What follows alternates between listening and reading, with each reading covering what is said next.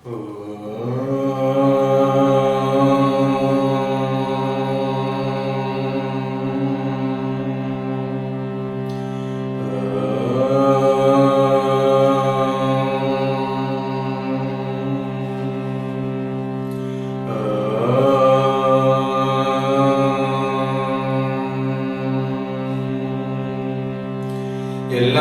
செயல் கூடும் என்னானயம் வளர்த்தே எல்லாம் வளர்ந்தனையே ஏத்து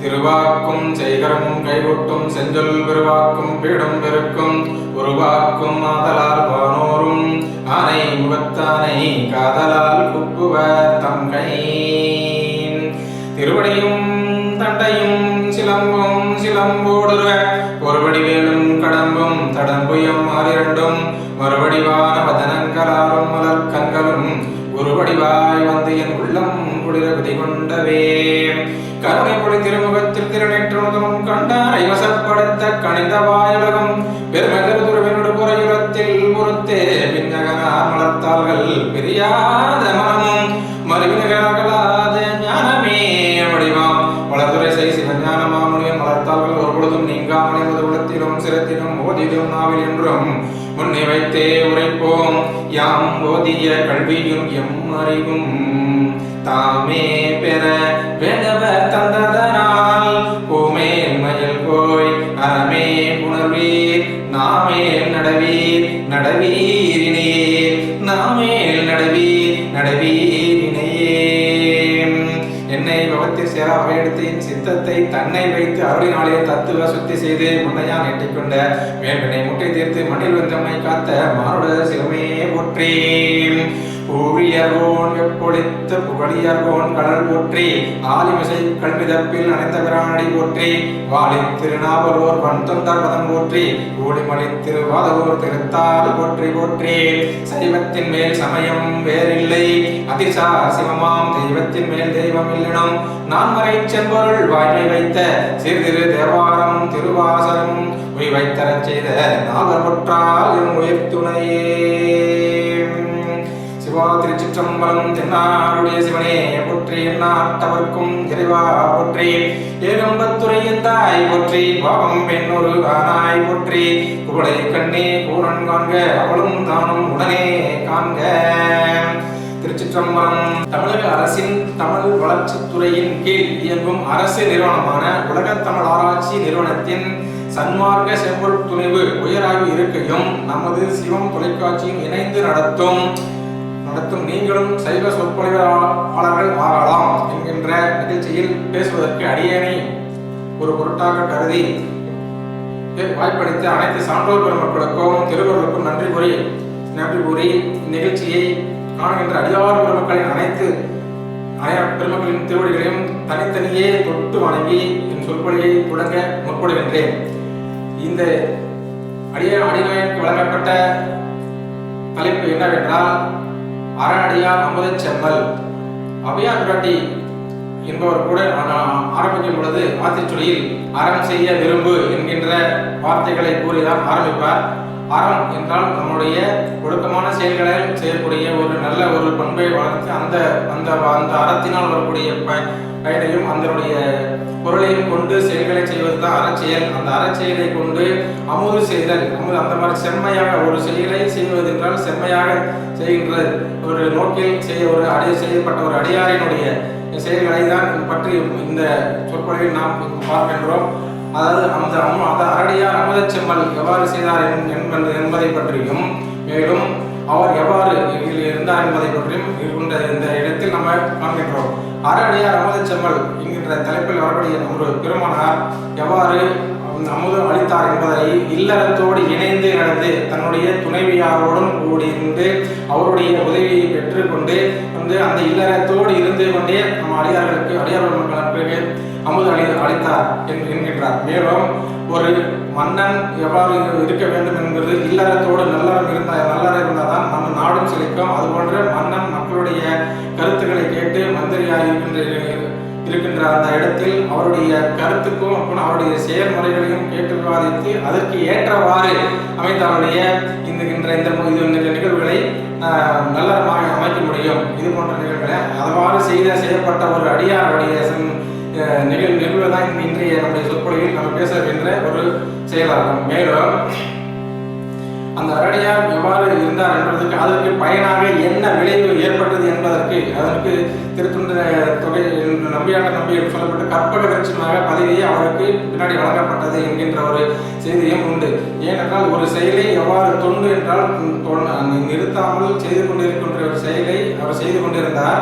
அவ்வாறு செய்வதன் மூலம் அதற்கேற்ற பலன் எவ்வாறு வந்து அடைந்தது என்கின்ற ஒரு செயல் வந்தது காரணமாக அந்த செயல் நடைபெற்றது. அது மாதிரி ஒரு அடியார் யார் இருந்தார் என்றால் வாழ்க்கையில் நம்முடைய சேக்கலா பெருமான் அருளி செய்த 63 நாயன்மார்களில் உள்ள எம்பெருமான் இளையான்குடி மாறன் அடியார் அவருடைய வாழ்க்கை வரலாறை பற்றி இன்று நம்ம ஒரு வாழ்க்கையில் இளையான்குடி மாறன் நாயனார் அவர்கள் தன்னுடைய வாழ்க்கையில் எவ்வாறு இருந்தார் என்று இருந்து கொண்டிருந்தார் என்பதற்கு ஒரு சான்றாக நம்முடைய சேக்கலா பெருமான் அருளி செய்திருக்கார். சேக்கலார் என்பவர் நமது 12ஆம் நூற்றாண்டில் நம்முடைய தொண்டை நாட்டில் உள்ள குன்றத்தூர் பகுதியில் அனபாய சோழன் மன்னன் அவருடைய அனபாய சோழன் மன்னனின் தன்னுடைய வேற்று மதத்தில் அவர் முறையில் இருந்த அவருடைய இதை நீக்குவதற்காக வேண்டி 63 நாயன்மார்களுடைய வரலாறை பற்றி அறியல் செய்துள்ளார். அந்த இதில் அவற்றுள் ஒருவரான இவர் தான் இது நம்ம தேவி சேக்கிழாருடைய பெரிய புராணம்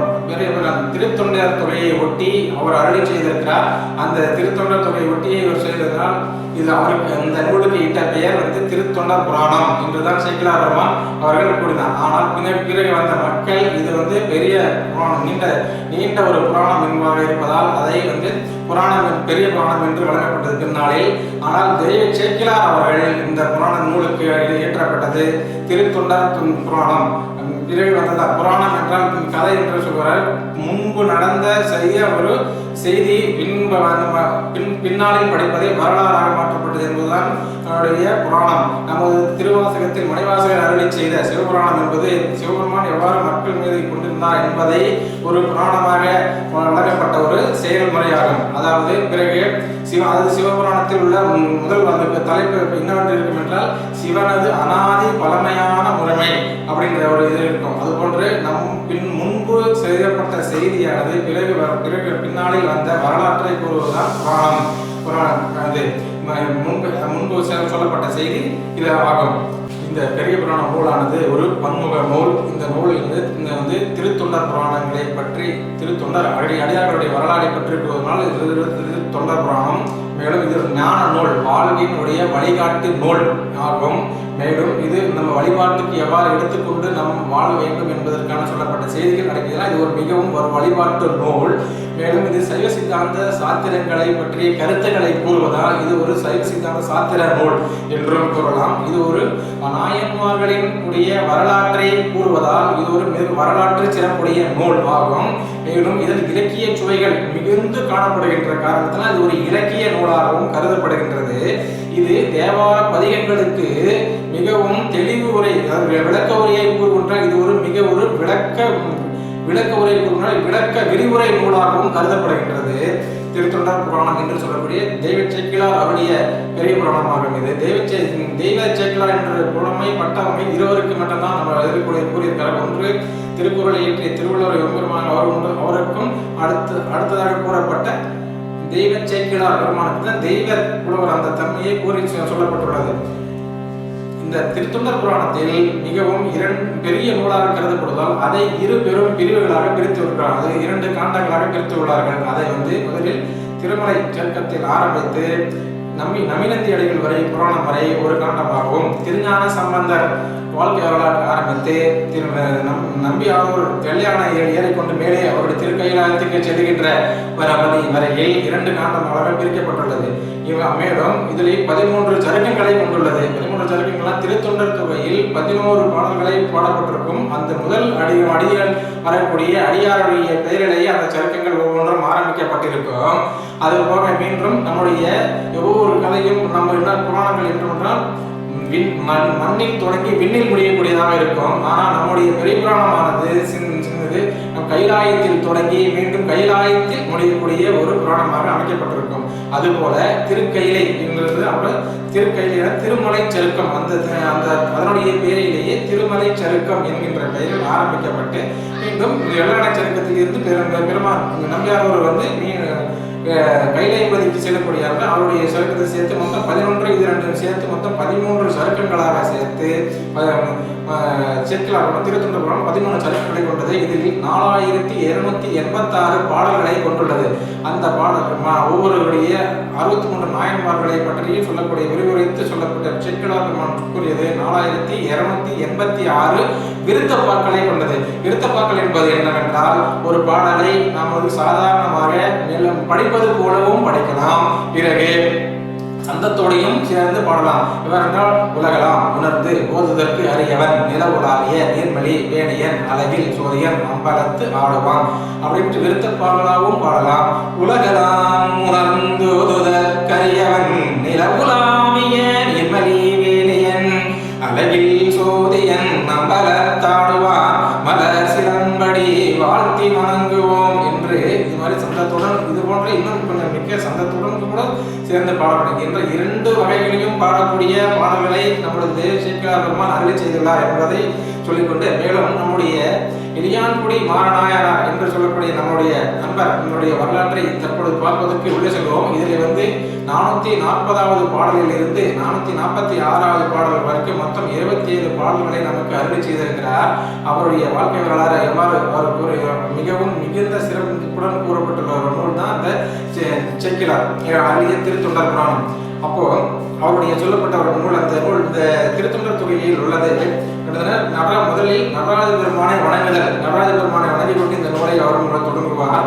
மேலும் இந்த மானுட பிறப்பினுடைய நோக்கம் என்னவென்று அவர் இந்த நூலிலே குறிப்பிட்டிருப்பார். மேலும் அதற்கடுத்ததாக விநாயகர் பெருமானுக்கு வணக்கம் கூறி இந்த நூலை தொடங்குகின்றார். அதற்கு அடியார் திருக்கூட்டத்தை வணங்கி இந்த நூலில் உள்ள சில பாடல்களை பாடி இருக்கிறார். அதற்கு பிறகு அவையடக்கத்தில் உள்ள சிறு பாடல்களை பாடி பிறகு மீண்டும் நூலை தொடங்குகின்றார்.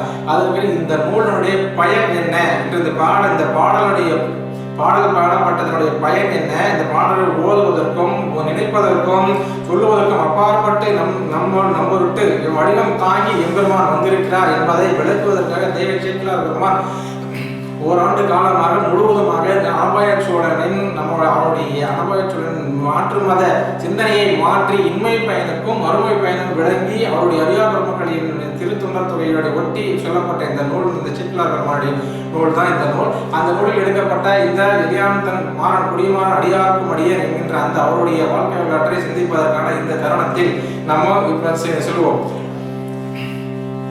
தில்லைவாழ் அந்தனர் சருக்கத்தில், அதாவது 2வது சருக்கத்தில் வரக்கூடிய தில்லைவாழ் அந்தனர் சருக்கத்தில் வரக்கூடிய இளையான் தன் குடிமாறன் அடியாருக்கும் அடியர் அந்த பெருமானுடைய நினைவு அப்போடைய அந்த பாட்டு. அம்பொன் நீடிய அம்பலத்தில் ஆடுவார் அடி சூடுவார் தம்பிரான் அடிமை திறத்து உயர் சால்வின் மேன்மை தெரித்துள்ளார் நம்பு வாய்மையால் நீடு சூத்திரன் ஆக்கும் தெய்வத்தன்மை என்பர் ஞானம் விளங்க இளையான்குடி மதி மாறினார். அதாவது அம்பொன் நிலா பெருமான் வந்து அந்த பொன்னம்பலம் என்று சொல்லக்கூடிய அந்த இடத்தில் ஆடுவார். திருநடனம் ஆடக்கூடிய எம்பெருமான், அந்த பொன்னம்பலத்தில் எம்பெருமான் நடராஜர் பெருமான் ஆடினால் தான் இந்த உலகமே இயங்கிக் கொண்டிருக்கும். அந்த ஆடிக்கொண்டிருப்பார். அப்ப யாருடைய அடியாருடைய அடியை சூடிக்கொண்டிருப்பார். அந்த நம்முடைய தில்லையம்பதியில் ஆடுகின்ற அடியார் பெருமக்களுடைய திருவடியை சூடிக்கொண்டிருக்கக்கூடிய அந்த அன்பருக்கு அன்பர் அவர் இளையான்குடி மாறினார் என்று கூறுகின்றார்.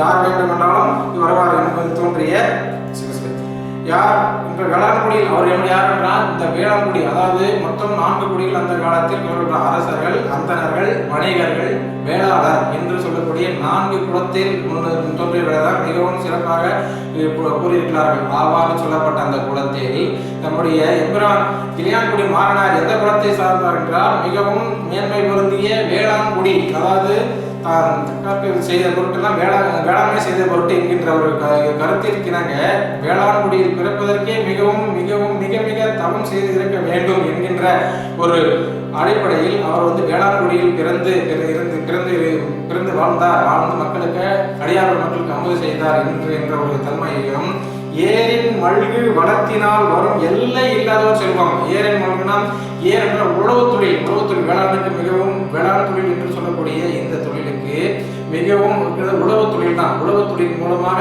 வரக்கூடிய செல்வங்கள் மிகவும் ஏரின் மல்கு வளத்தினால் வரும் எல்லை இல்லாதோர். எல்லை அந்த வரக்கூடிய செல்வத்திற்கு எல்லையே இல்லை. அதாவது ஒரு தொழில் செய்வதனால் அவருடைய வரக்கூடிய செல்வம், அந்த செல்வத்துக்கு எல்லை இல்லாதோர் திருத்தன் அப்படின்னு சொல்றார். சீரின் மல்கிய அன்பின் மேன்மை இறந்த மண்ணின் சிந்தையும் அதனுடைய எந்த ஒரு இடையூறு இல்லாமல் நல்ல ஒரு வளத்துடன் உழவு தொழில் செய்யக்கூடிய அந்த வருவாயை கொண்டு அடையாள மக்களுக்கு அமுது அளித்த காரணத்தினால் பாரின் மல்க விரும்பி மற்றவை நீடு பயன் கொள்வார். பார் என்றால் உலகத்தினுடைய மக்கள் உலகத்தினுடைய மக்கள் அனைவரும் விரும்ப வேண்டி அவருடைய பெருமையை எம்பெருமானாரை விரும்ப செய்ய வேண்டி அவருடைய புராணத்தை இந்த இடத்தில் சேக்கிழார் புராணம் அவருடைய வாயிலார் என்று நாம கூறுகிறோம். ஆரம் என்பு புனைந்த ஐயகம் அன்பர் என்ற தன்மையினால். ஆரம் என்றால் ஆரம் என்புனா எழும்பு மாலைகளை புனைந்த ஒரு அடியார் சிவபெருமான் மட்டுமே எலும்பு மாலைகளை அணிந்திருக்கக்கூடிய தன்மையினால் உடையவர். அவர் புனைந்தனா அந்த மாலைகள் அணிந்து கொண்ட அந்த தன்மையுடைய அவருடைய அன்பர் என்கின்ற தன்மையினால் நேர வந்தவர் யாவராயினும், அதாவது யாரெல்லாம் இளையான்குடி மாறனாயனார் உணவு அமுது அளித்தார் என்கின்ற இதற்கு அவர்களுடைய நேர வந்தவர் யாவராயினும் என்பதற்கு வேறு பொருள். ஆரம் என்பு மாலை புனைந்த அன்பர் என்பவருக்கு வேறு பொருளாகும். ஆரம் என்பது இந்த எலும்பு மாலைகளை அணிந்தபடியே சிவபெருமானின் அன்பர் என்பன்ற தன்மையினால் வந்தபடியார் நேர வந்தவர். அந்த மாதிரி பொது நோக்கு நேர வந்தவர் யாவராயினும் என்கின்ற நோக்கில் பார்த்தோம்னா சாதாரணமாக ஒரு அன்னம்பாளிப்பு அளிக்கக்கூடிய ஒரு செயலாக மாறிவிடும். ஆனால் அது இல்லை. எம்பெருமானுடைய இளையான்குடி மாறனார் செய்த செயல் அவ்வாறு அல்ல.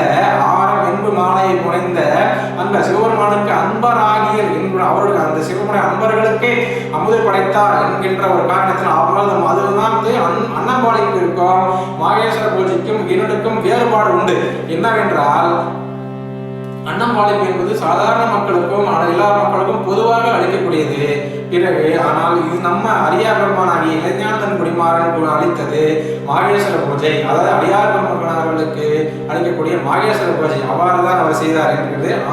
நேர வந்தவர் யாவராயினும் நித்தமாகிய பத்தினார் கூற எதிர்கொன்று கைகள் குவித்து நின்று யாருக்கு எல்லாம் அன்னம்பாளிப்பு என்கின்ற சொல்லக்கூடிய அந்த நிலை இருந்து மாகேஸ்வர பூஜை அருளினார் என்பதை எவ்வாறு கூறினார். ஆரம் என்பு புனைந்த அன்பர் தன்மையினால், அதாவது எலும்பு மாலைகளை அணிந்து கொண்டிருக்கக்கூடிய எம்பெருமானுடைய அடியார் பெருமக்களுக்கு அவர் அன்னம் படைத்தார்.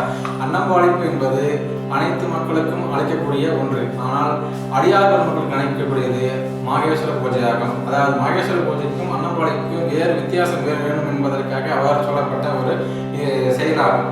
ஆனால் யாருக்கெல்லாம் நேர வந்தவர் யாவராயினும் நித்தம் ஆகிய பத்தியமன் அவருடைய குணம் பின்னாடி, அதாவது எலும்பு மாலைகளை அணிந்து கொண்ட எம்பெருமானுடைய அடியார் என்று சொல்லி நேர வந்த ஆயினும் அவர்கள் நேர வந்தால் அவர்களை சற்று கூற வந்து நின்று எதிர்ப்பு கைகள் குவித்து நின்று செவிப்படுத்தி அவருடைய செவிப்படுத்தில் போய் ஈரமென் மதுரப்பதம் மதுரப்பதம் பருவி எது முன்பு எழுதினார். ஈரம்னா மெதுவா நம்ம மென்மையா நம்ம எவ்வளவு எந்த அளவுக்கு மென்மையாக பேசுகின்றோம் என்பதற்காக சொல்லப்பட்ட ஒரு சொல்லி. ஈரமா நம்ம நம்மளுடைய வழக்கில் என்ன சொல்லுவோம், ஈரமா பேசி கொஞ்சம் கூட நெஞ்சில் ஈரம் இல்லாமல் பேசுகின்றாயே இந்த மாதிரி சொல்லுவோம். அது போன்ற ரொம்ப மென்மையாக பேசும் மென்மையாக பேசி மதுரப்பதம் என்பதற்கு தேன் போன்ற சொற்களை அவர்கள் கூறி அவர் காதல் பைய ஐயா அடியார் மக்கள் வந்திருக்கிறேன் இல்லையா, அடியார் திருச்சிற்றம்பலம் சிவாயிரமே என்று சொல்லி அவருடைய பாதங்களை தொட்டு வணங்கி அவருடைய வீட்டிற்கு அழைத்து வந்து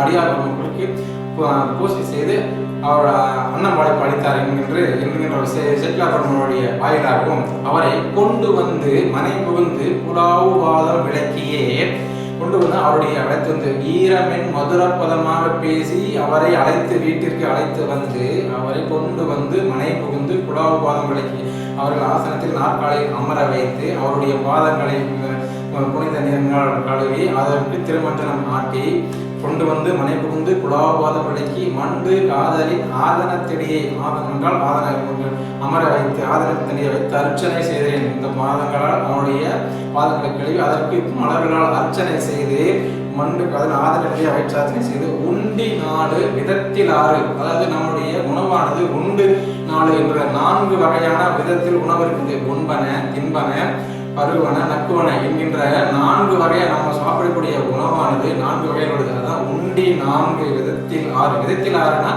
நம்முடைய சுவைகள் 6 என்கின்ற விதத்தை தான் சிற்றாகமா அந்த திறத்தை சொல்லியிருக்கிறார். அதாவது சுவைகள் 6 சுவை நமக்கு எல்லாம் தெரியும். காப்பு, கைப்பு, இனிப்பு, புளிப்பு, துவர்ப்பு, காப்பு, இந்த போன்ற இந்த 6 சுவைகளில் அவருடைய உணவு அமைத்திருப்பார். உண்டி 4 விதத்தில் 6 சுவை திறத்தினில் தொண்டர் அமுது செய்ய அளித்துள்ளார். அண்டநாயகர் தொண்டர் இச்சையில் அமுது செய்யலாம். அண்டநாயகர் அண்டத்துக்கெல்லாம் நாயகனான எம்பெருமானுடைய தொண்டருடைய இச்சைக்கு அவருடைய, அதாவது அந்த அடியார் பெருமகனால் என்ன உணவு எடுத்துக் கொள்கின்றார் என்பதை அவருடைய இச்சை என்கின்றால் அவருடைய மனதிற்கு ஏற்ற அவருக்கு என்ன பிடிக்கும் என்கின்ற அவருடைய அந்த அடியார் பெருமகனாருடைய இச்சையில் என்ன உணவு வேண்டும் என்கின்ற அவருடைய பாதத்திற்கு சென்று அவருக்கு என்ன உணவு பிடிக்கும் என்று அதற்கேற்றவாறு உணவுகளை அவர் அளித்துள்ளார் என்று சொல்றார். அதுதான் கொண்டு வந்து மனை புகுந்து குலாபாதம் விளக்கி மண்டு காதலின் ஆதனத்திலே வைத்து அர்ச்சனை செய்து உண்டி 4 விதத்தில் 6 சுவை தொண்டர்களின் இச்சையில் அமுது செய்ய அளித்துள்ளார் என்று இவரை சொல்றார். அதே மாதிரி அதுக்கப்புறமா ஆளும் நாயகர் அன்பர் ஆனவர் அளவு இல்லா உலகம், அதாவது இது போன்ற தொண்டுகளை அவர் செய்வதனால் மிக மிக மிக நீண்ட உள்ளத்தினுடைய மகிழ்ச்சியை பெருகிக் கொண்டே போனது. நாளும் நினைந்து வந்து நுகர்ந்த தன்மையால் இது போன்ற தன்மையை அடியார் பெருமக்கள் இது போன்ற இளையாங்குடி மாறனா என்பவர் அந்த தளத்தில் இருக்கின்றார். அவருடைய சென்றால் வழி நம்முடைய ஆலயங்களுக்கு செல்லக்கூடிய மக்கள் அடியார் பெருமக்கள் அமுது எடுத்துக் கொள்ளலாம் என்கின்ற தன்மையை மக்கள் பக்தர்கள் நாளும் தெரிந்து கொண்டு நாளும் பெருகவே ஒவ்வொரு அடியார் பெருமக்கள் அமுது செய்வற்ற ஒரு செய்தியை அடியார் பெருமக்கள் நாளும் தெரிந்து கொண்டு பிறகி ஒரு நாள் 100 பேர் வந்தாங்கன்னா அடுத்த நாள் மீண்டும் 10,000 பேர் பெருகி அப்படி ஒவ்வொரு நாளும் மக்கள் பெருகிக் கொண்டே இருந்த தன்மையினால் அவர் உள்ளத்தில் மிகவும் மக்கள் மகிழ்ச்சியும் அடைந்தது. அவருக்கு வெறும் செல்வமும் கூடிக்கொண்டே போன்றது. செல்வங்கள் சேர்ந்து கொண்டே போன்றது. மீண்டும் அடியார் பெருமக்களுக்கு அமுது அளித்தால் எம்பெருமான் ஒரு செல்வ செழிப்பு என்றும் குறையாது என்பதுன்றதுக்கு ஒரு விதியும் உள்ளது என்பதை செக்கலாபெருமான் இந்த பாடல் வழியாக குறிப்பிட்டார். நீடும் மாநிதியின் பரப்பு நெருங்கும் செல்வம் நிலாவியின் தோழினார் அழகுக்கு இறுகிய தோழன் வாழும் நாள். அதாவது இந்த மாதிரி ஒரு அன்னம்பாளுக்கு மற்றும் அடியார் பெருமக்களுக்கு அமுது அளித்தல் இந்த செயல்களை செய்வதன் காரணமாக நீடும் மாநிதியின் பரப்பு நெருங்கும், அதாவது அழகைனா நம்முடைய அழகாபுரி என்று சொல்லக்கூடிய குபேரன் வாழக்கூடிய அந்த இடத்தில் அவர்களுடைய மதிப்பு பணத்திற்கு சங்கநிதி பதுமநிதி என்கின்ற சொல்லக்கூடிய அந்த இடத்தை அவர் தான் வைத்துக் கொண்டார். அவருக்கு இணையான செல்வங்கள் அவருக்கு கூடிக்கொண்டே வந்து கொண்டிருந்தது என்கின்ற இந்த இடத்தில் செல்வம் மேவிய நாளில் இச்செயல் செய்வது அன்றியும் அல்லல் நல்லுறவு ஆன போதிலும் வல்லவர் என்று அறிவிக்கவே.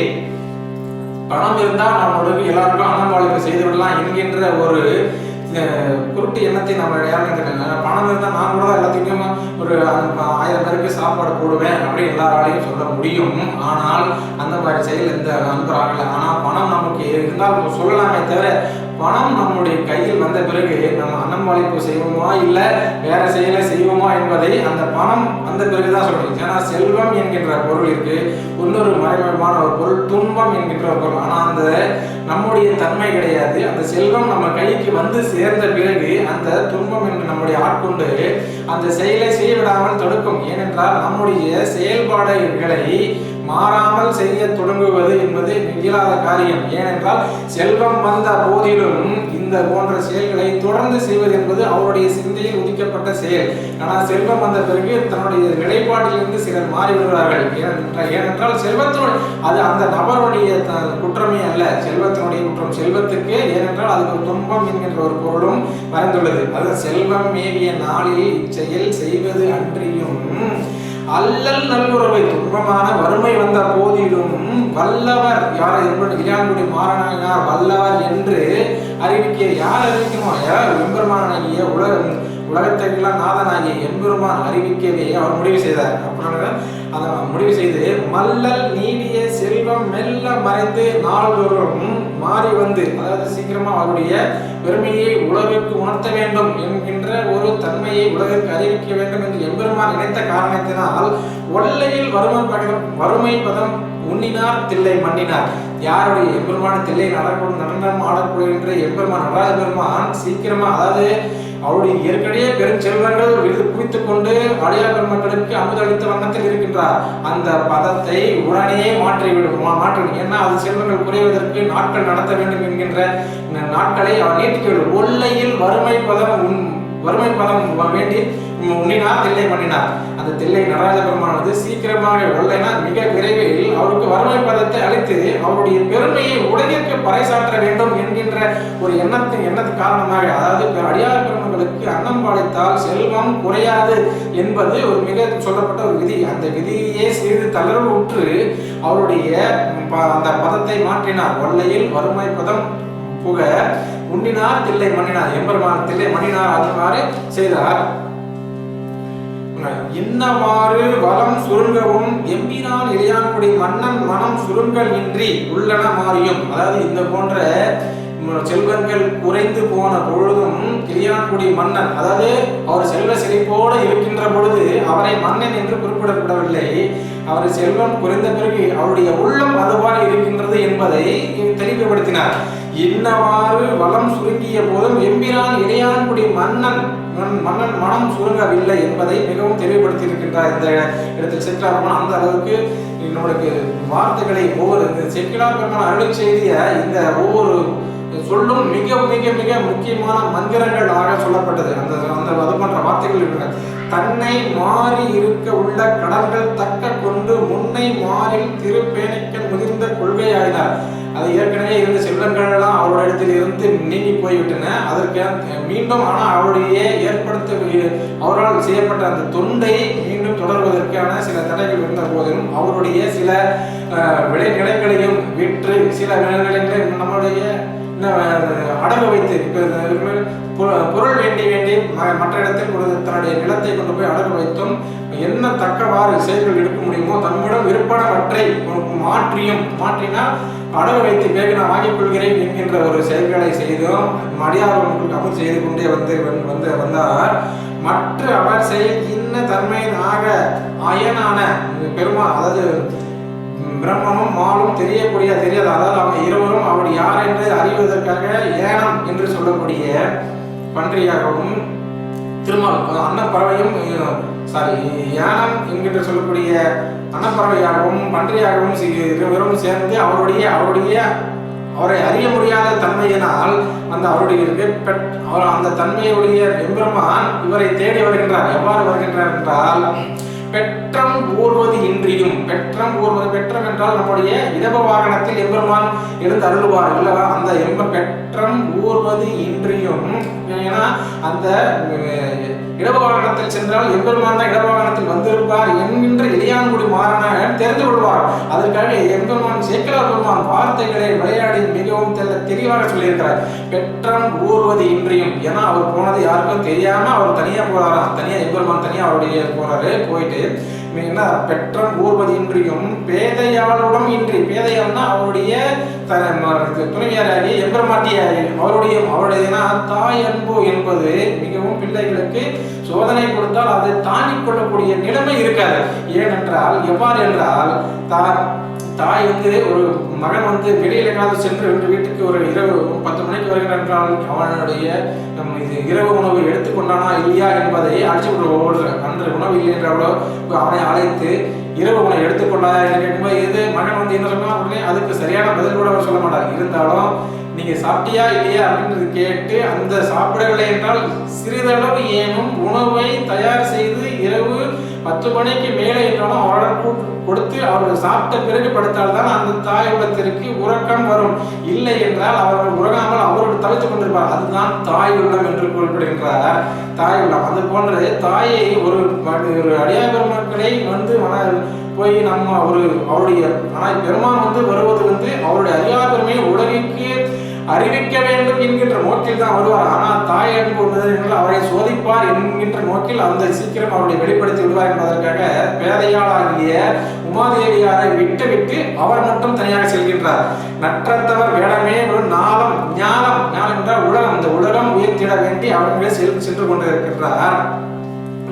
அப்ப எந்த மாதிரி காலத்துல அவர் போறாருன்னா, சாதாரணமா இந்த நாட்டுல போல மாறி கால திரவினில் வைகியோர் தாரிப்பு இன்றி பசித்தலை கொள்வது.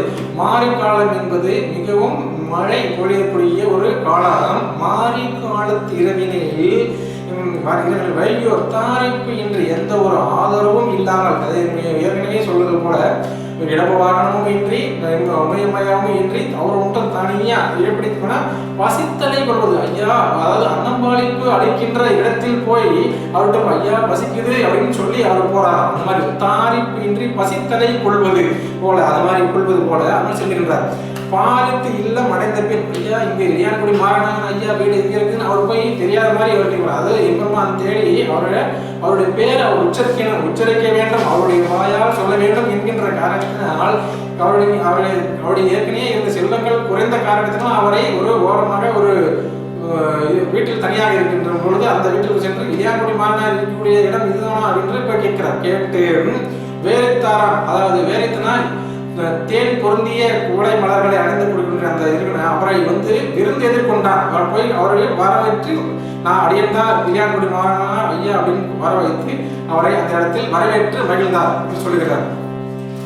ஈர மேனியை நீக்கி இடம் கொடுத்து, ஈரமா அந்த மாறிக்காலம் மழை காலத்தில் வந்தக்கூடிய அந்த நனைந்து வந்து கொண்ட அந்த பெரியவரை அழைத்து ஈர மேனியை நீக்கி அவரே நிற்கிறார். ஈரமேனியை நீக்குவதற்கு நம்ம இந்த காலத்துல என்ன பண்ணுவோம், வரும்போது துண்டை எடுத்துக்கிட்டு இந்த துண்டை தொடச்சிக்கோ அப்படின்ட்டு அந்த ஈரமேனியை அவர் தொடச்சிக்கணும் இல்லை, அவரை அழைத்து ஆசனத்தில் அமர வைத்து ஈரமேனியை நீக்கினார்.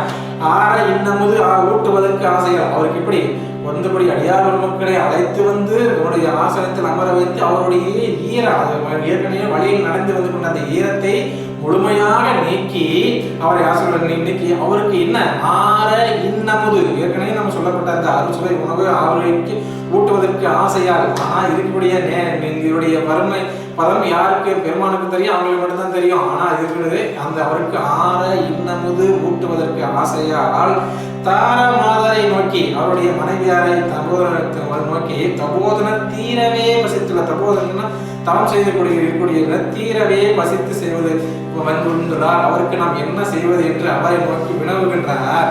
அதற்கு நான் உடனே திரும்ப சொல்றார், உடனே நீ கேட்டு விடாதே, நமக்கு முன்பு இங்கு உணவில்லை ஆயினும் இமகுல கொடி பாகற்கினியவர்.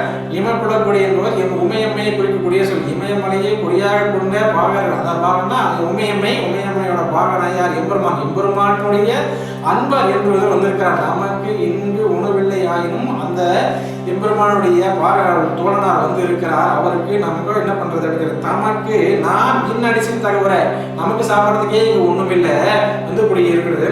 அமைக்குமாறு எங்கனே அணங்கி என்ன தெய்வ பெண்ணே, அதாவது மனைவியாரை பார்த்து தெய்வ பெண்ணே, அதாவது தக்கவாறு இல்லறம் நடத்தி கொண்டிருக்கின்ற அந்த இளையான்குடி மாறனாக அவருடைய தன்னுடைய மனைவியாரிடத்தில் கேட்கின்ற பொழுது அவர் மனைவியாரை ஒருபடி மேலே உயர்த்தி அணங்கே என்ற தெய்வ பெண்ணே என்கின்ற வார்த்தைகளை பொறுத்து கூறியுள்ளார்.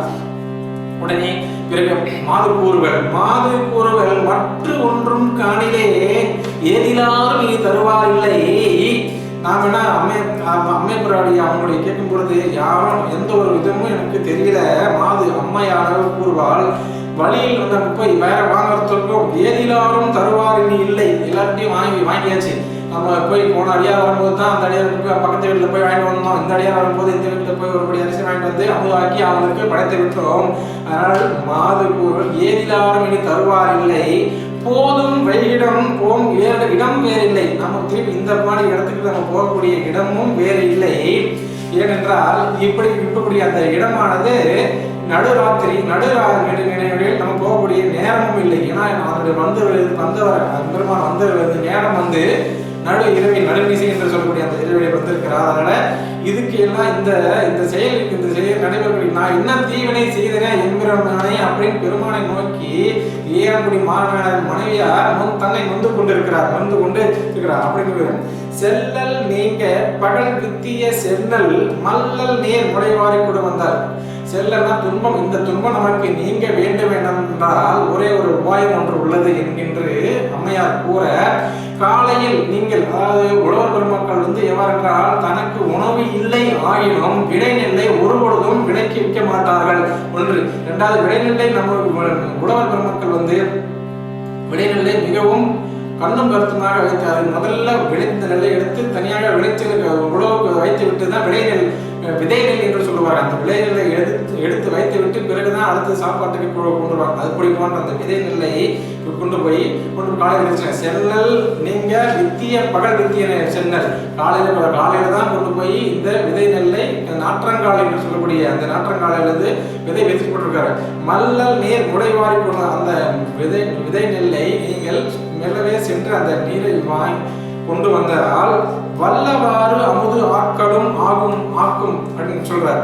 அல்லது ஒன்றும் அறியேன் என்று அறிவுரை. அதாவது நீங்கள் அந்த விதைகளை கொண்டு வர முடியும், அதாவது கொண்டு வாங்க என்று அவரிடத்தில் ஆணை பிறப்பித்து மனைவியார் கூறவில்லை. கொடு வந்தால் மல்லல் நேர் முளைவாரி கொடு வந்தால் இந்த இடத்துல நம்ம தமிழ் வார்த்தைகளை எம்பெருமான் சேக்கிழார் பெருமான் அந்த அளவுக்கு தெளிவாக சொல்லப்பட்டிருக்கிறார். கொண்டு வந்தால், அதாவது கொண்டு வந்தால் என்பதற்கும் கொடு வந்தால் என்பதற்கும் இரண்டுக்கும் வேறு பொருள் உண்டு. கொடு உங்களால் கொண்டு வர முடியுமானால் என்பதற்கு தான் கொடு வந்தால். கொண்டு வந்தால் என்றால் அதற்கு அவர்களுக்கு நீங்கள் ஆணை பிறப்பித்த ஆகிவிடும் என்கின்ற நிலையில் சொல்வார். ஆனால் இந்த இடத்தில் எம்பெருமாட்டி அந்த இடத்திற்கு ஏன் மாநாயனார் துணைவியார் இந்த இடத்தில் சொல்லும் பொழுது மல்லல் நீர் முளைவாரி கொடு வந்தால் என்கிறார். காலையில் வித்திய அந்த விதைகளை வாரி கொடு வந்தால் வல்லவாறு அமுது ஆக்கலாம் என்று சொல்லுகிறார். ஏன்னா கணவனாருக்கு தன்னுடைய இடத்தில் ஆணை பிறப்பிக்கவில்லை, அவருடைய அன்பாக சொல்லி அந்த செயலை செய்வதற்கு சொல்லுகிறார். இவ்வாறு மற்ற மாற்றம் மனைவியார் கூற முன் பெற்ற செல்வம் என பெரிது உள் மகிழ்ந்து. அதாவது இந்த ஒரு மாற்றம், அதாவது காலையில் வித்திய சென்னல்களை வாரி கொடு வந்தால் என்கின்ற வார்த்தையை இளையான்குடி மாறனாயனுடைய காதுக்கு எட்டிய உடனே இதுதான் மற்ற மாற்றம் என்கின்ற சொல்கிறார் எம்பெருமான் சேக்கிழார் பெருமான். இந்த மாற்றத்தை அவருடைய நினைவுக்கு வந்தவுடனே முன்பு, அதாவது இப்போடைய வறுமை பதத்தில் இருக்கக்கூடிய அந்த நிலையை தன்னுடைய நினைப்பு இன்றி முன்பு செல்வம் பெருகிய நாளில் எவ்வாறு அவருடைய மனநிலை இருந்ததோ அவ்வாறு அவருடைய மன மாற்றம் ஏற்பட்டு உடனே மீண்டும் தன்னுடைய விளைநெற்களை வாருவதற்காக தயாராகி கொண்டிருக்கிறார் என்று ஒற்ற காதலினால் ஒருபட்ட சுற்று நீர் வயல் செல்ல தொழினார். அந்த அடியார்களுடைய இருக்கக்கூடிய அன்பின் காரணமாக அவருக்கு அமுது அளிக்க வேண்டும் என்கின்ற அன்பின் காரணமாக அவருடைய இருக்க காதல் என்று சொல்ற அன்பின் காரணமாக அவர் அந்த விளைநெல்களை எடுப்பதற்கு மீண்டும், அதாவது செல்வன் பெரிய நாளில் எவ்வாறு அவருடைய மனம் இருந்ததோ அந்த மாதிரி நினைவுக்கு வந்த பிறகு அவர் செல்ல தொடங்கினார்.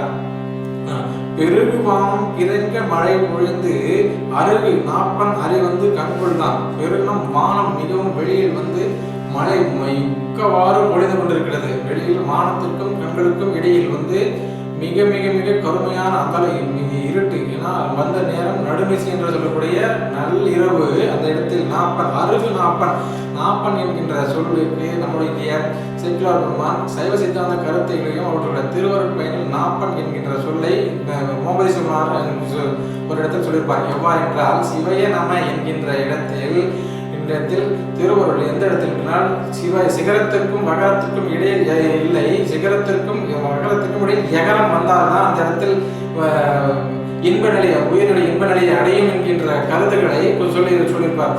அது போன்று இந்த நாப்பன் என்கின்ற வார்த்தை அவரிடத்தில் ஒரு உமாபதி சிவனுடைய திருவருட்பயனில் சொல்லப்பட்டுள்ளோம். அந்த நாப்பன் என்ற இடையில் சொல்லப்பட்டுள்ள அவருடைய அருகு நாப்பன், அதாவது அவருடைய கண்களுக்கும் வானத்துக்கும் உள்ள இடைவெளி எவ்வாறு இருக்குது என்கின்ற அந்த சொல்லிற்கு ஏற்றவாறு அந்த நாப்பன் என்ற சொற்றுடை அமைத்து சைவ சித்தாந்தத்தில் பயன்படுத்தப்பட்ட சொல்லையும் இந்த இடத்தில் சேக்கிழார் பெருமான் அமைத்து சொல்லப்பட்டிருக்கிறாங்க. கருமை இருளின் கணம் கட்டுவிட்டு உருகுகின்றது போன்றது உலகலாம். அதாவது அந்த மையை உருக்கி ஊத்தி ஊதினால் எவ்வாறு கருமையாக இருக்குமோ அவ்வாறு இருந்தது அதனுடைய வெளியானது என்பதை சொல்லப்பட்டிருப்பார். மேலும் இந்த இடத்தில் உலகலாம் என்கின்ற ஒரு சொல்லை பெரிய புராணத்தில் என்று சொல்லக்கூடிய திருத்தொண்டர் புராணத்தில் எம்பெருமான் சேக்கிழார் பெருமான் 15 இடங்களில் உலகலாம் என்ற வார்த்தையை பயன்படுத்தியிருப்பார். உலகலாம் ஓதுதற்கரியவன் என்கின்ற வார்த்தை முதலில் தொடங்கி உலகலாம் என்று என்றும் இளமை பெற அந்த இறுதி பாடலுடைய இதில் உலகலாம் என்று முடிப்பார். அது போக மீண்டும் 13 இடங்களில் உலகலாம் என்கின்ற வார்த்தையை பயன்படுத்தியிருப்பார். அந்த உலகலாம் என்கின்ற வார்த்தை இந்த 12வது பாடலாக இந்த பாடல்களையும் உலகலாம் என்ற வார்த்தையை பயன்படுத்தியிருப்பார். இந்த திருவருட்பயனில் சொல்லப்பட்ட அந்த நாப்பன் என்ற வார்த்தையும் இந்த உலகலாம் என்ற வார்த்தையும் ஒரு பயன்படுத்தி இந்த சைவ சித்தாந்த கருத்துக்களை உள்ளடக்கிய நூலாகவும் ஏற்கனவே இந்த நூலுடைய இது அமைப்பு பற்றி சொல்லும்போது சைவ சித்தாந்த கருத்துக்களை அடக்கிய சைவ சித்தாந்த நூல் என்கின்ற ஒரு கருத்தை பதிவிட்டேன். அந்த கருத்துக்கு இந்த இடத்தில் எவ்வாறு சைவ சித்தாந்த சொற்கள் வருகின்றது என்பதற்காக ஒரு சிறு இது சொல்லப்பட்டது. என்னும் இவ்வுலகத்தவர் யாவர்க்கும் துண்ணும்படி தோன்ற முன்தொழில், அதாவது இந்த உலகத்தில் இருக்கக்கூடிய வேறு யாரும் மனத்தால் எண்ணாத ஒரு செயலை செய்கின்றார் எம்பெருமான் செய்கிறார் என்கின்றதும் வண்ண நீடிய மைக்குளமாம் என்று நன்னல் செய்ய நடுவிரல் யாமத்து. எப்போ போடுறோம்னா நடுவிரல், அதாவது நடுவிரல், இந்த நடுமிசி என்று சொல்லுவார்கள். நம்ம வழக்கில் சொல்லக்கூடிய சொல் நடுமிசினா நம்ம நடு ஜாமம் என்று சொல்லக்கூடிய அந்த இரவில் சென்று கொண்டிருக்கிறார். உள்ளம் அன்பு கொண்டு ஊக்கவோர் பெரிடா கொள்க முன் கவித்து குறியின் வழி, அதாவது அவருக்கு எப்படியாவது ஒரு விதத்தில் நாம் அமுது அளித்து விட வேண்டும் என்கின்ற அவருடைய கொள்கையை மாறாம இருப்பதன் காரணத்தினால் ஒரு கூடைய, அதாவது மூங்கில் கூடை, அதாவது அந்த இருக்கின்ற அந்த மழை காலத்தில் அந்த நெல்லை வாரி கொண்டு வருவதற்கு அவருடைய கூடையை முன் கவித்து தலையினுடைய முன்முடை கவித்து குறியின்படினா புல்களின் வழியாக அந்த சீக்கிரமா தன்னுடைய வயலை சென்று அடைஞ்சு விட வேண்டும் என்கின்ற எண்ணத்தில், அதாவது எவ்வளவுதான் ஒரு கருமையாக இருந்தால் நம்முடைய இடத்தில் இப்பொழுதெல்லாம் நம்முடைய வீட்டில் மின்சாரம் துண்டிக்கப்பட்டு விட்டால் என்ன செய்கின்றோம், நம்முடைய இன்வெர்டர் இருக்கின்ற காரணத்தினால் சீக்கிரமாக வெளிச்சம் வந்துவிடுது. ஆனால் இந்த மாதிரி இன்வெர்டர் இல்லாத காலத்தில் ஒரு மெழுகுவர்த்தியோ ஒரு விளக்கோ நம்முடைய ஏற்ற வேண்டும் என்றால் ஏற்கனவே பழக்கப்பட்ட இடத்தில் நாம் எவ்வாறு சென்றால் எந்த இடத்தில் தீப்பெட்டி இருக்கும் என்கின்ற அவருக்கு ஏற்கனவே சிந்தையில் தெரிந்திருந்தால் மட்டுமே போய் எடுக்க முடியும் அல்லவா. அது போன்று ஏற்கனவே அவருடைய வயல்வெளிக்கு பல முறை சென்று வந்த காரணத்தின் காரணமாக அவர் கால்களினால் தடவி சென்று புல்லும் உறங்கும் வயல் புக போயினார் வல்லல் இளையான்குடி மன்னன் மாறனார் என்றார். அதாவது இந்த முன்பு சொல்லப்பட்ட அவருடைய வறுமை பதம் வந்த போதுதான் அவருக்கு மன்னன் என்கின்ற பெயரும் சூட்டு பட்டத்தையும் கொடுக்கின்றார். வல்லல், அதனுடைய வல்லன் என்றால் வாரி வழங்குவதில் வல்லல் அவர் போன்று யாரும் இல்லை. ஏன் என்றால் இது போன்ற இளைநிலை, அதாவது அவருக்கே உணவு இல்லாத போதும் அவர் மற்றவருக்கு உணவு அளிப்பதில் மிகவும் வல்லவர் என்கின்ற பதத்தை உலகிற்கு அளிப்பதால் அவர் வல்லல் என்கின்ற பட்டத்தை அளித்து புல்லும் உறங்கும் நீர்ப்பறவைகள் கூட அந்த நேரத்தில் இரவு 12 மணிக்கு மேலே நீர்ப்பறவைகள் கூட புல்லும் உறங்கக்கூடிய அந்த நேரத்தில் இவர் சென்று கொண்டிருக்கிறார். காலினால் தடவி சென்று கைகளினால் காலில் என்ன முளை நீர், அதாவது அவருடைய மெதுவா அந்த இருட்டினுடைய நேரத்தில் காலினால் தடவி சென்று கைகளால் அந்த நீர்முறைகளை வாரி சேர்ந்து அந்த கூடைகளை நிரப்பிக் கொண்டு மீண்டும் கூடை வாரி இடைநிறா கொண்டு அந்த இடைநிறை கொண்டு அந்த கூடைகளுடைய நிறையை கொண்டு மேல் எடுத்து சுமந்து ஒல்லை மீண்டனர். ஒல்லை நான் ஏற்கனவே முன்பு ஒல்லை வறுமைப்பதம் என்றால் சீக்கிரமாக உன்னுடைய வறுமைப்பதம் வேண்டும் என்று சொல்ற கருத்தால் ஒல்லை என்றால் மிக விரைவாக என்கின்ற பொருளை சிக்கலாக செய்கிறார். கோயிலார் இடைகளாக கொண்டு மேலெடுத்து சுமந்து ஒல்லை அதனுடைய அந்த நெல் வாரிய நெல்களை கூடையிலிருந்து தலை மீது சுமந்து கொண்டு ஒல்லை மீண்டனர். அதனுடைய இடத்திலிருந்து தன்னுடைய வீடு நோக்கி சென்று கொண்டிருந்தார். அதாவது நம்மளோட இப்போ ஒரு தலையாத்திரையை செல்லுகின்ற பொழுது அந்த ஓட்டுநர் என்ன செய்வார் என்றால் ஒரு தளத்திற்கு ஆரம்பிக்கின்ற பொழுது அதனுடைய வேகம் மிகவும் குறைவாக சென்று கொண்டிருப்பார். என்றால் மிகவும் பாதுகாப்பாக செல்கின்றோம் என்ற ஒரு வார்த்தையை கூறி, ஏனென்றால் அவர்களுக்கு எந்தெந்த இடங்களை சொல்லப்பட்டிருக்கிறார்களோ அந்தந்த இடங்களுக்கு செல்ல வேண்டும் என்கின்றது.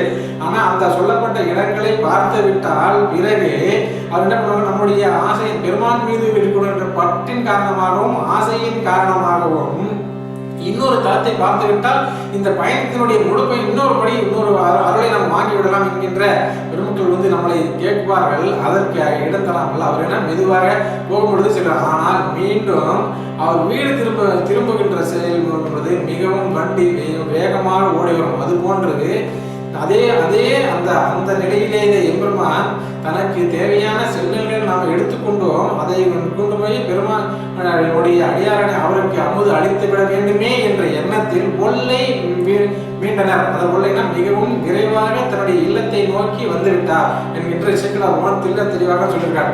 வந்து பின் மனைவியாரும் வாய்தலில் நின்று வாங்கி, அதாவது மனைவியாரு தன்னுடைய தோட்டத்திற்கு நாற்றங்காலுக்கு எடுத்து செல்லப்பட்ட அந்த வருவார் என்று மனைவியார் போய் சென்று உறங்கிவிடவில்லை.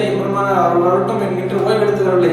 அவர் தன்னுடைய கணவனார் எப்பொழுது வருவார் என்கின்ற எண்ண நோக்கி வாய்தலில் நின்று, வந்த பின் மனைவியாரும் வாய்தலில் நின்று, அதாவது வாய்னா வாசப்படி என்கின்ற சொல்லக்கூடிய அந்த வாய்தலிலே நின்று கொண்டு வாங்கினார். சிந்தையில் விரும்பி, அதாவது சிந்தைனா நம்முடைய உள்ளத்தில் அதாவது அடியார் மக்களுக்கு அமுது அளிக்க வேண்டும் என்கின்ற அவருடைய எண்ணத்தில் சிந்தையில் விரும்பி நீரில் சேற்றையினை அலம்பி, அந்த ஏற்கனவே மழை விழுந்து அந்த மழை பொழிந்து நெல்லினுடைய சேறுகள் அலம்பி இருந்தாலும் நீரில் சேற்று நல்ல ஒரு நீரை ஊற்றி அந்த சேற்றினை அலம்பி, வெந்தமிழ் அடுப்பின் மூட்ட விறகில்லை என்று மேலும் அந்த மேல் மனையில் மீண்டும் அழகினை அரைத்து விட்டார். அதாவது அழகிடு அந்த சேற்றில் அலம்பிய பிறகு அதை வறுப்பதற்கு அடுப்பு பற்ற வைக்கிறதுக்கு விறகில்லையே என்று தன்னுடைய இளையான்குடி மாநாடு மனைவியார் கூற பார்த்தார் பெருமானார்.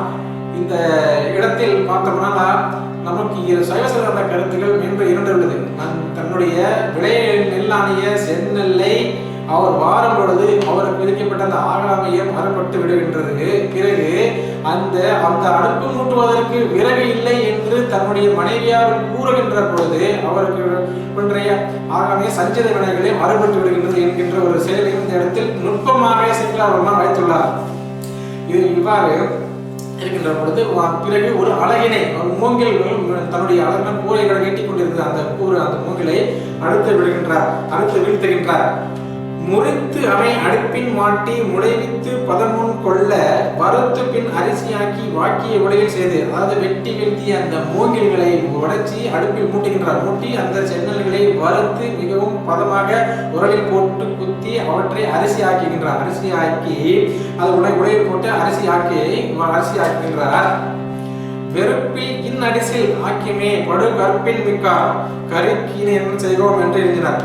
அதாவது இந்த இடிசினா நல்ல ஒரு தக்க உணவினை செய்கின்றார். கற்பின் மிக்கார், அதாவது மனைவியாருடைய கற்பை எவ்வாறு மிக்க தன்னுடைய கணவனுக்கு ஏற்படக்கூடிய ஒரு செயலை அவருக்கு உற்ற துணையுடன் இருப்பதுதான் மனைவியாருடைய கற்புக்கு சிறந்த ஒரு இலக்கணமாக இந்த இடத்தில் பெருமான் கூறியுள்ளாரா. அப்படி அரிசி என்றால் இந்த அமுது செய்த பிறகு கறிக்கு, அதாவது சாதம் மட்டும் செய்துவிட்டால் போதுமா, சாப்பிடுவதற்கு உணவு திருப்பி கறிக்கு என்ன வேண்டும் என்கின்ற மனைவியார் வினவே கறிக்கினை என் செய்வோம் என்று இருந்த கணவனார் இரண்டு இடத்தில், கணவனார் ஒரு இடத்தில் தான் அவரிடம் போய் கேட்கின்றார். அதாவது நமக்கே இங்கு உணவு இல்லை, ஆனால் வந்துகின்ற அடியார் பெருமக்களாருக்கு உணவு சமைத்து என்னவாறு என்று போய் தன்னுடைய யோசனையை மனைவியாரிடம் முதலில் கேட்கின்றார். ஒரே ஒரு முறைதான் அவருடைய யோசனை கேட்கின்றார். ஒரு முறை அவருக்கு யோசனை கூறிய பிறகு திருப்பி இரண்டாவதாக வந்து நெல்களை கொடுத்த பிறகு அவருக்கு அடுப்பு மூட்டுவதற்கு விறகு இல்லை என்கின்ற திருப்பி கணவனாரை இறங்குகின்றார். பிறகு கறிக்கு இன்னமும் செய்ய, அதாவது சாதம் மட்டும் இருந்தால் எப்படி சாப்பிடுவது, அதுக்கு தேவையான கறி வேண்டுமே அப்படின்ற ஒரு கருத்தை கொண்டு கறிக்கு இன்னமும் கேட்கின்றார். இரண்டு முறை கணவனாரிடம் கேட்கும் பொழுது வலிவரும் வருத்திய பசியினாலே அழிவுறும் அன்பினார் பொழிந்து சென்றே. அழிவரும், அதாவது வழியில மிகவும் மிகுந்த பசினால் அன்பருக்கு பசியினால் அழிவரும் ஐயவனும் அன்பினால் பொழிந்து அந்த அன்பினால் அவங்களுக்கு பொழிந்து புளி நிரம்பாத புன்சைனா தன்னுடைய விவசாயம் என்று சொல்ற உழவுத்துறை சொல்ற நன்சை புன்சை என்று சொல்வார்கள். நன்சை என்றால் நீரை விட்டு அவற்றை மூலமாக வரக்கூடிய பயிர்கள் சொல்லக்கூடிய நன்சை. புன்சை என்பது மானாவாரியாக விளையக்கூடிய பயிர்களுக்கு புன்சை என்று சொல்வார்கள். இது போன்ற இந்த வித்திய அந்த புன்சை கீரைகளை என்ன பண்ற தொட்டு தடவி அதாவது எந்த ஒரு இடர்பாடும் இல்லாத இலைகளை பார்த்து வேரோடு கொடுக்கின்றார். அப்பா என்றால் இந்த இடத்தில் எம்பெருமான் வேரோடு கொடுக்கும் பொழுது மக்களுக்கு இடையே ஆணவ மலத்தை நன்கு ஒரு ஆன்மா வளர்ந்து எந்த ஒரு இதுவும் இல்லாமல் வளர்ந்து அவற்றை ஆணவத்தை வேரோடு அழைத்து தன்னுடன் சேர்த்துக் கொள்கின்றார் என்கின்ற ஒரு காரணத்தால் குடி நிரம்பாத புன்சை குறும்பெயர் தடவி பாசம் படிமுதல் பறிப்பார் போல அப்படின்னு கரிக்கு நல்கின்ற பாசம் என்கின்றால் மானமும் கண்ணும் மாயை என்கின்ற மூன்றும் சேர்த்து சரிசித்தாண்டில் சொல்லப்படும் பதி பசு பாசம். இந்த பாசம் இருந்தால் பாசம் நீங்கினால் இந்த பதியாகிய உயிர்கள் பசுவாகிய உயிர்கள் பதியை சென்று அடையும் என்கின்ற ஒரு கருத்தை இந்த இடத்தில் பாச பறிமுதல் பறிப்பார் போல என்ற வார்த்தைகளை அந்த இடத்தில் சொல்லப்பட்டு சொல்லியிருக்கிறார்.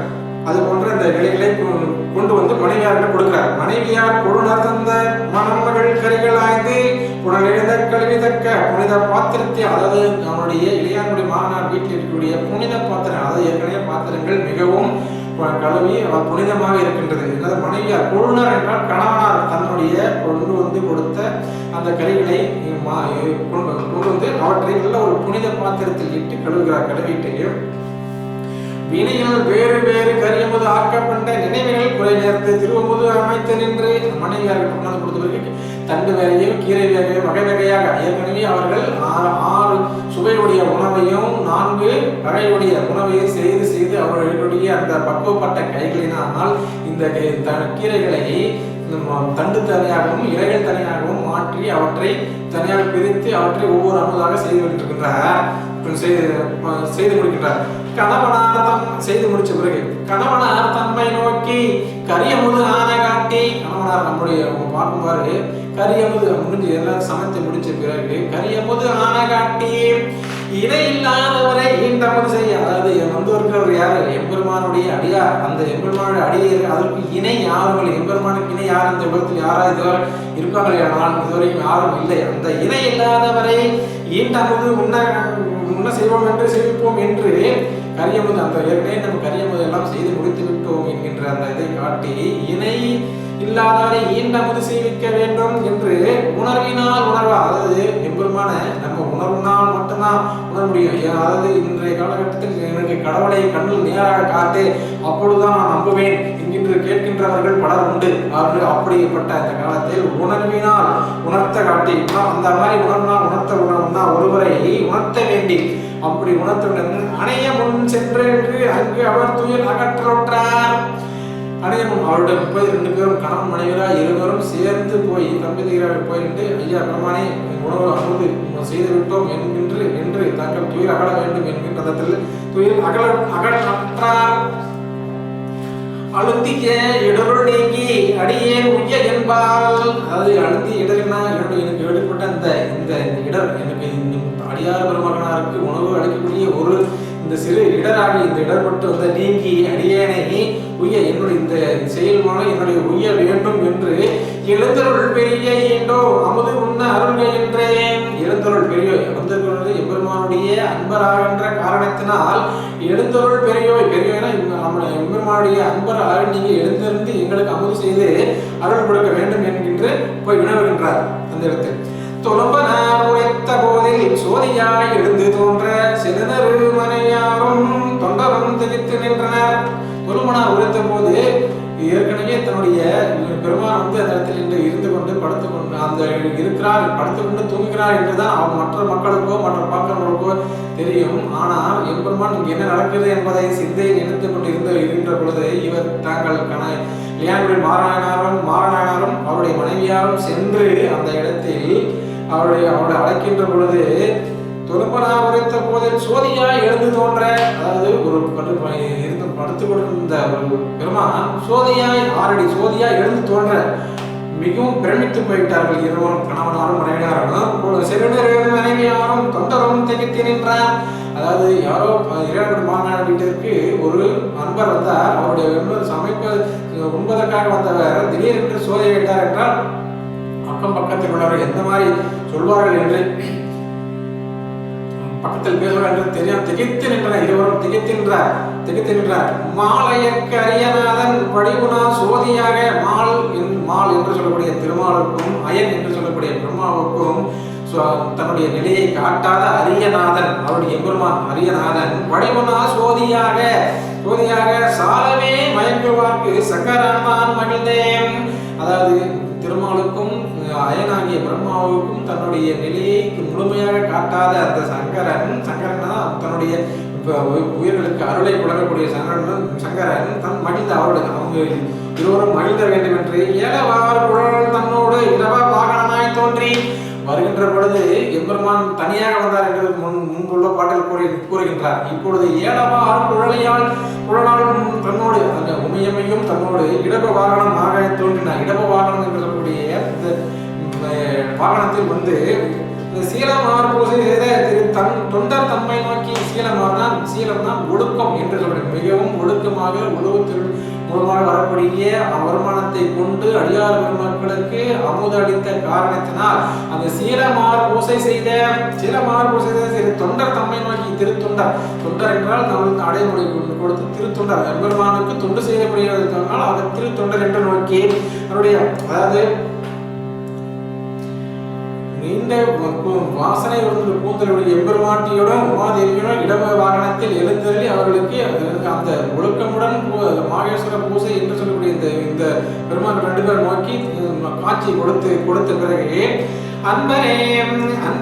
அன்பர் பூசை அளித்த நீ அணங்கினோடும் அன்பனே என்னுடைய நண்பர்களுக்கு மாகேஸ்வர பூஜை அளித்த நீ அணங்கினோடும் எம்பெரும் உலக மீது இருநதி கிழவன் தானே. என்னுடைய உலகம் என்று மேலே அங்கே திருக்கைலாயத்தில் ஒன்று இருக்கிறது. அங்கே இருநிதி கிழவன் என்று சொல்லக்கூடியது குபேரன் சங்கநிதி மதுமதி என்று சொல்லக்கூடிய பெருமான் அங்கு வந்து ஆட்சி புரிந்து கொண்டிருக்கின்றார். அவருக்கும் மேலே ஒரு பதவி ஒன்று உள்ளது. அந்த பதவி இதுவரைக்கும் யாருக்கும் வழங்கப்படவில்லை. தங்களுக்கு வணங்கினோம். முன்பெரும் நிதியம் தேர்ந்தே மொழிவழி இரவல் கேட்ப இன்பம் ஆர்த்து இருக்க பெற்ற அருள் செய்தான் எவருக்கும் மிக்கான்.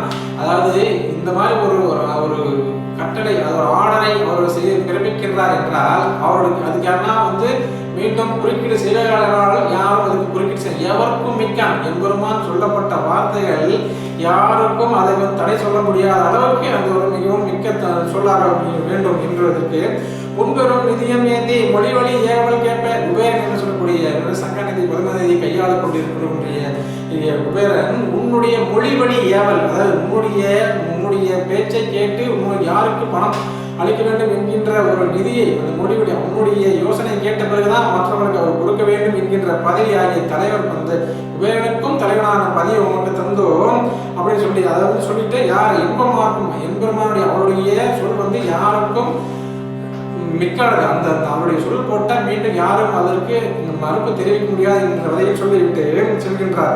இடத்துல இப்பரிசு இவருக்கு தக்க வகையினால் இன்பம் நல்கி முப்புறம் சென்றார். அன்பர் முன்பு எழுந்தருளி போனார்.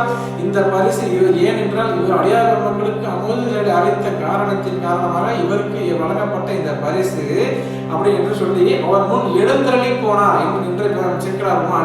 அதாவது பெருமானது மறைந்து விட்டார் என்பதை ஒரு கூறாமல் எழுந்தருளி போனார். எழுந்து என்று அவர்களுக்கு காட்சி அளித்து விட்டு விரைவில் எம்பெருமான் கையிலை நோக்கி சென்றார் என்று சொன்னார். அப்பெரியவர் தம் தூய அடியினை தலைமையை கொண்டு மெய்ப்பொருள் செய்தி வேந்தன் சேனை விளம்பர ஒன்றால் அந்த மாதிரி ஒரு எம்பெருமானுடைய அந்த ஏற்கனவே திருத்தொண்டர் என்று சொல்லக்கூடிய நம்பியாண்டார் எழுதிய அந்த கற்பக விருட்சமாக இந்த மாதிரி ஒரு செயல் செய்வதன் காரணமாக அவருக்கு அளிக்கப்பட்ட ஒரு பதவி என்னவென்றால் அது கற்பக விருட்சம் நம்ம என்ன செய்யணுமோ நினைக்கிறோமோ அந்த மாதிரி ஒரு விருட்சத்தை நமக்கு பெருமான் அளிப்பார் என்கின்ற அவருடைய எம்பெரும் உலகம் எய்தி அந்த உலகத்தில் வந்து தாங்கள் மாதிரி குபேரன் என்று சொல்லக்கூடிய சங்கநிதியும் மதுமதியும் கையாள கொள்கின்ற குபேரனுக்கு தலைவனாக வணங்கி என்னோட இருப்பார் என்று சொல்லி எழுந்தருளி சென்று அவருடைய அந்த இளையான்குடி மாறனாயனுடைய திருவடியை தலைமையில் வணங்கி இளைய தலைமையில் கொண்டு அடுத்ததாக ஒவ்வொரு திருத்தொண்ட தொகையிலையும் சொல்லக்கூடிய அடுத்தவருடைய இது தன்னுடைய இறுதி பாடலில் அவரை வழிவிட்டு விடைபெறுகின்றேன் என்று சொல்லி இளையான்குடி மாறனாருடைய புராணத்தை திருநெறிவு செய்தார். சிவாய திருச்சிற்றம்பலம்.